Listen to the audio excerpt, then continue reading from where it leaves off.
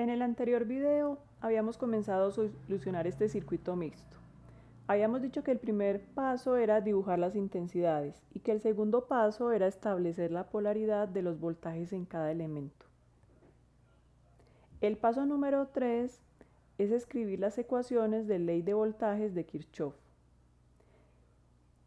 La ley de voltajes de Kirchhoff nos dice que la suma de voltajes en una malla es igual a 0.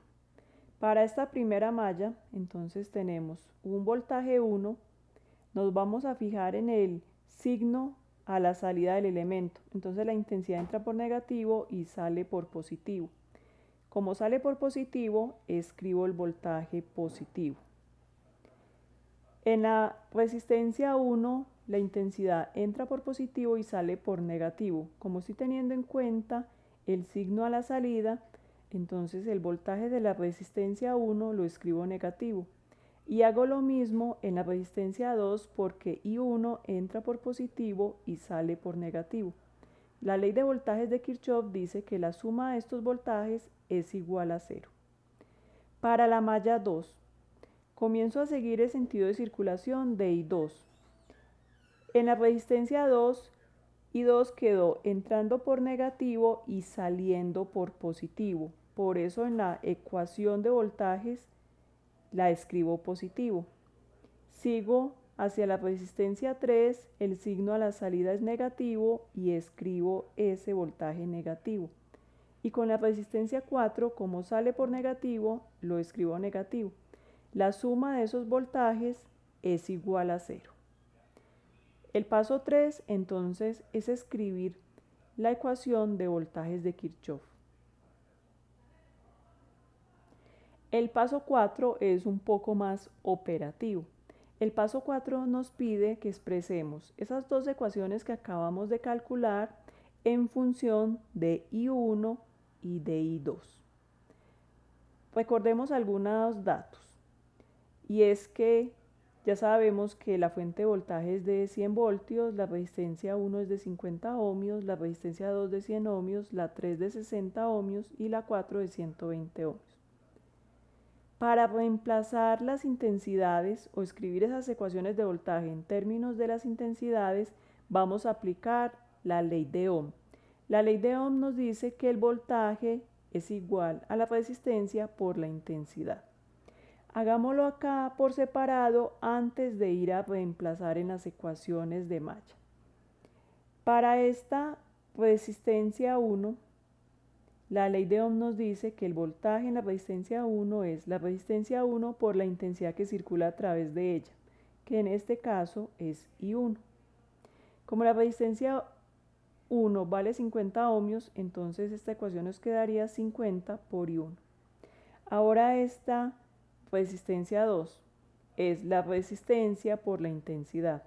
Ya habíamos dicho que la intensidad circulando por esta resistencia es la diferencia de I1 menos I2. Entonces la ecuación nos queda 100 que multiplica a I1 menos I2. Para esta resistencia 3, entonces la ley de Ohm nos queda resistencia 3 por intensidad 2. Y en la resistencia 4 nos queda que el voltaje es la resistencia 4 por I2. I2 es la única intensidad que viene a través de estas dos.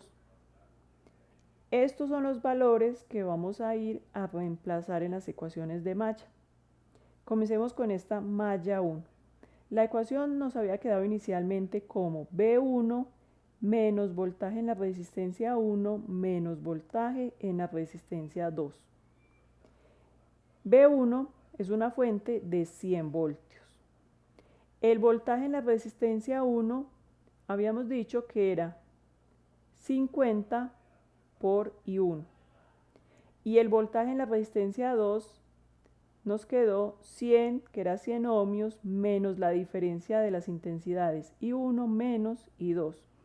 Y esa suma de voltajes igual a 0. Vamos a resolver este paréntesis. El 100 multiplica tanto a I1 como a I2, pero tengamos en cuenta que como el 100 está negativo, I2 también está negativa, menos por menos da más.